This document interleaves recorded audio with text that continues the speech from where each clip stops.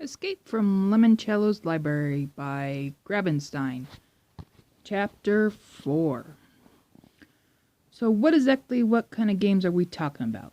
I don't know, said Akimi. Fun book stuff, I guess. And do you think this new library will have equally new computers? Definitely. Wi-Fi? Probably.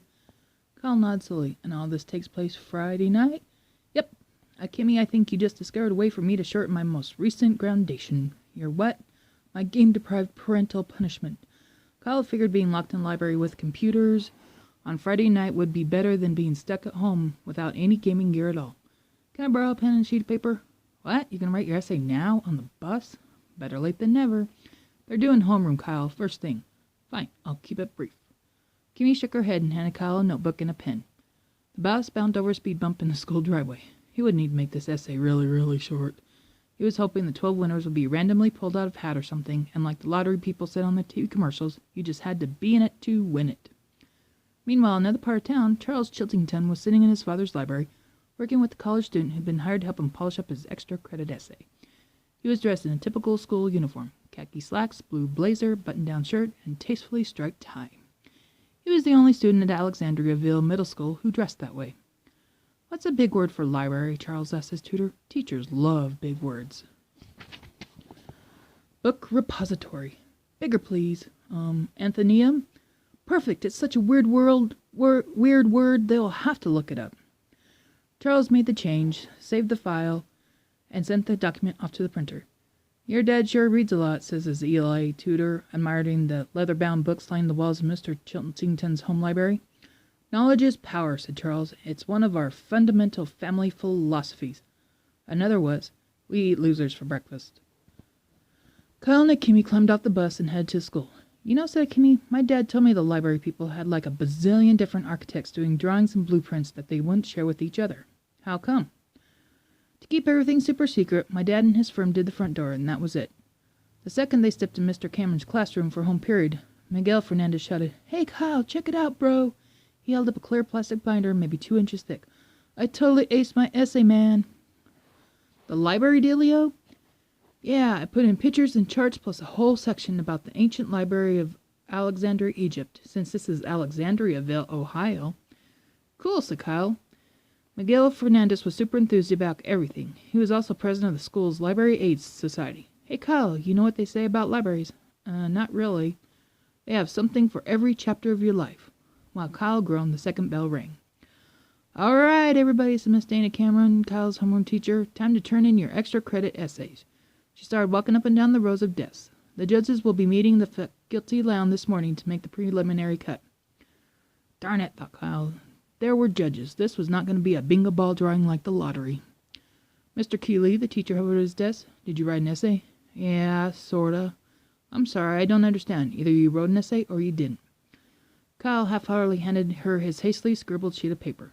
Unfortunately, Miss Cameron read it out loud. Balloons. There might be balloons.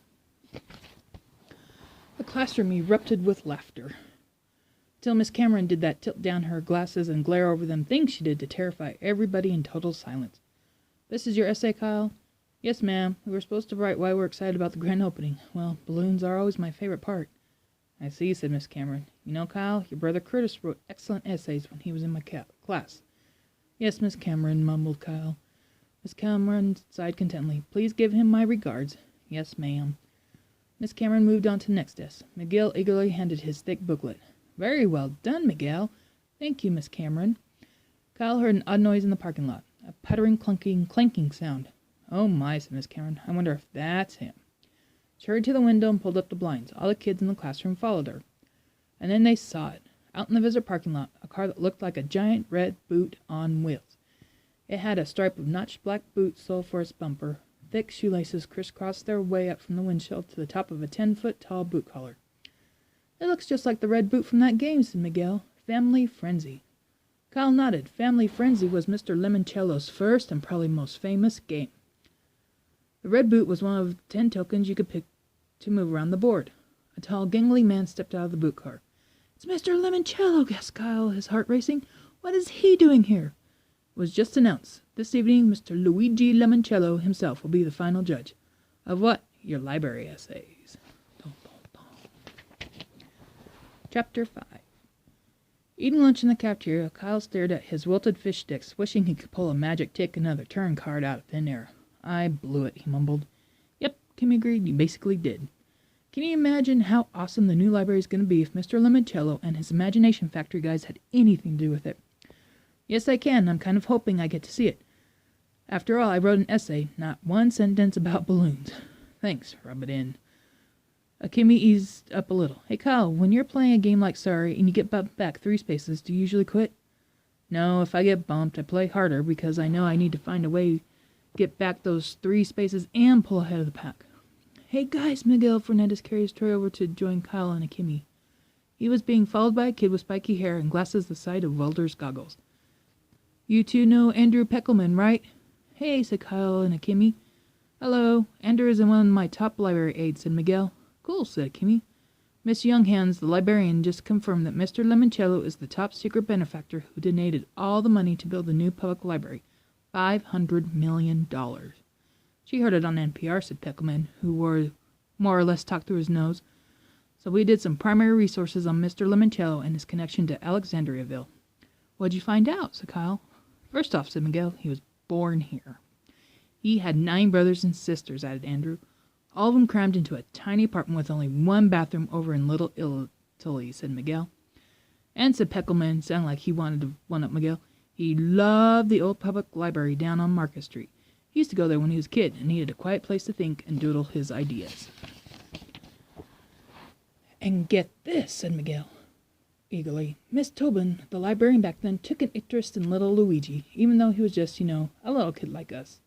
She kept the library open late some nights and let him borrow junk from her desk or her purse. Thimbles and thumbtacks and glue bottles, even a red Barbie doll boot.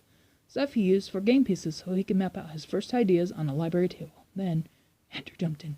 Then Miss Tobin took Mr. Lemoncello's skit for Family Frenzy home to her husband, who ran a print shop.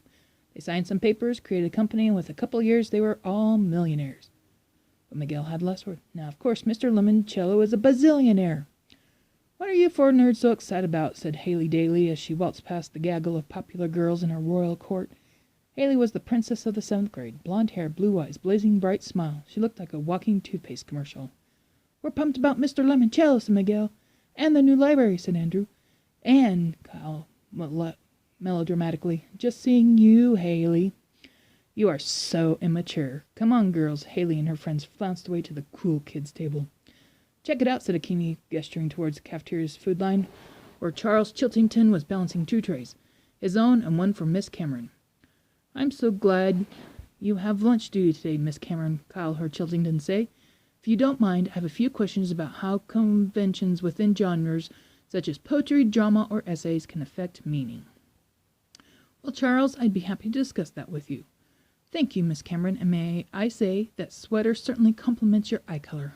What a... mumbled Kimmy. Chiltington's trying to use his Weasley charm to make sure Miss C sends his essay up the line to Mr. Lemoncello. Don't worry, said Kyle. Miss Cameron isn't the final judge. Mr. Lemoncello is.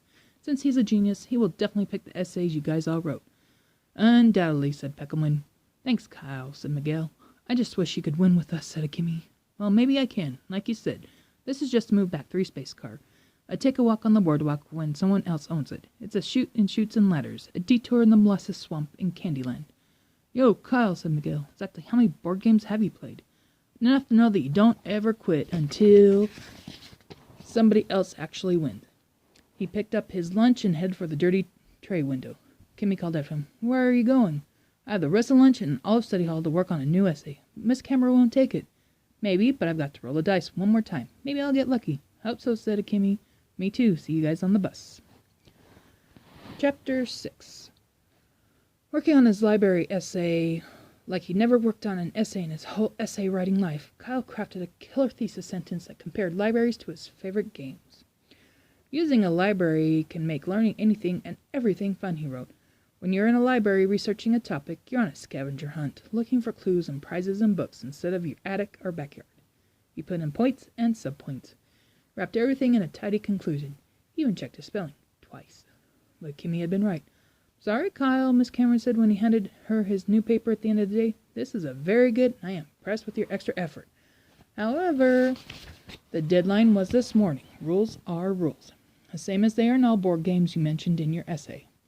She basically handed Kyle a go back 500 spaces card, but Kyle refused to give up. He remembered how his mother had written to Mr. Lemoncello's Imagination Factory when he and his brother needed a fresh set of clue cards for the indoor-outdoor scavenger hunt. Maybe he could send his essay directly to Mr. Lemoncello via email. Maybe if the game maker wasn't judging the essays until later that night, Kyle still had a shot. A long shot, but hey, sometimes long ones were the only shots you got. Second he hit home, he sat on his mother's kitchen computer. He attached his essay file to a high-priority email addressed to Mr. Lemoncello at the Imagination Factory. "What are you doing, Kyle?" his mom asked when she came home and found him typing on her computer. "Some extra credit homework." "Extra credit? School's out at the end of the week." "So? You're not playing my Danner Dash game, are you?" "No, Mom. It's an essay about Mr. Lemoncello's amazing new library downtown." "Oh, sounds interesting. I heard on the radio that there's going to be a gala grand opening reception this Friday night at the Parker House Hotel, right across the street from the old bank building. I mean, the new library." Kyle typed a PS to his email. "I hope at the party on Friday you have balloons." He hit send.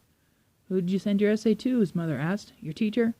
"No, Mr. Lemoncello himself. Took some digging, but I found his email address on the game company's website." "Really? I'm impressed." His mom rubbed his hair. "You know, this morning I said to your dad, Kyle can be just as smart as Curtis and just as focused as Mike, when he puts his mind to it." Kyle smiled. "Thanks, Mom." This smile quickly disappeared when a boing alerted him to an incoming email from Mr. Lemoncello. It was an auto-response letter form.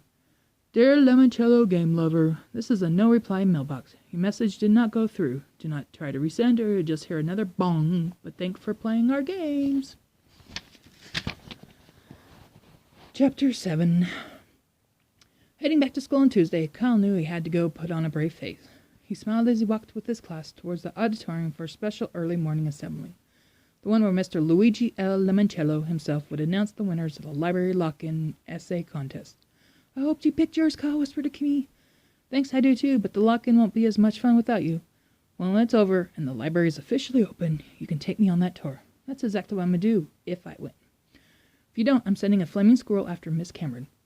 For this assembly, the 7th graders, most of whom were 12 years old, were told to sit in front rows close to the stage. That made Kyle feel a little better. At least he'd get a chance to see Mr. Lemoncello close up and personal, but his hero wasn't even on stage. Just the principal, the school librarian, Miss Younghands, and a red-headed woman in high-heeled shoes who Kyle didn't recognize. She sat up straight like someone had slipped a yardstick down the back of her bright red business suit. Her glasses were bright red, too. "That's Dr. Yanini Gentenko," gushed Miguel Fernandez, who was sitting in Kyle's right. "Who is she?" said a Kimmy seated to Kyle's left. "Just the most famous librarian in the whole wide world." "All right, boys and girls," said the principal at the podium. "Settle down, quiet please. It's my great honor to introduce the head librarian for the new Alexandriaville Public Library, Dr. Yanina Zinchenko." Everybody clapped. The tall lady in red outfit strode through the microphone. "Good morning." Her voice was breathy with just a hint of a Russian accent. 12 years ago, this town lost its one and only public library when it was torn down to make room for an elevated parking garage. Back then, many said the internet had rendered the old-fashioned library obsolete. That a new parking garage would attract shoppers to boutiques and dress shops near the old bank building. But the library's demolition also meant that those of you who are now 12 years old have lived your entire lives without a public library. She looked down at the front rows. This is why, to kick off our summer reading program, 12-12-year-olds will be selected to be the very first to explore the wonders waiting inside Mr. Lemoncello's extraordinary new library. You will, of course, need your parents' permission. We have slips for you to take home. You also need a sleeping bag, a toothbrush, and, if you please, a change of clothes. She smiled mysteriously.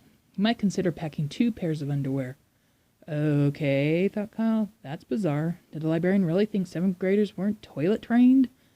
There will be movies, food, fun, games, and prizes. Also, each of our 12 winners will receive a $500 gift card good towards the purchase of Lemoncello games and gizmos. Oh man, $500 worth of free games and gear? Kyle sank a little lower in his seat. Next time someone gave an extra credit easy assignment, he'd turn it in early. And now, here to announce our winners, the man behind the new library, the master gamester himself, Mr. Luigi Lemoncello. Dr. Zinchenko gestured to her left. The whole auditorium swung their heads. People were clapping and whistling and cheering, but nobody came on stage. The applause petered out. Then on the opposite side of the stage, Kyle heard a very peculiar sound. It was a cross between a burp and a squeak from a squeeze toy.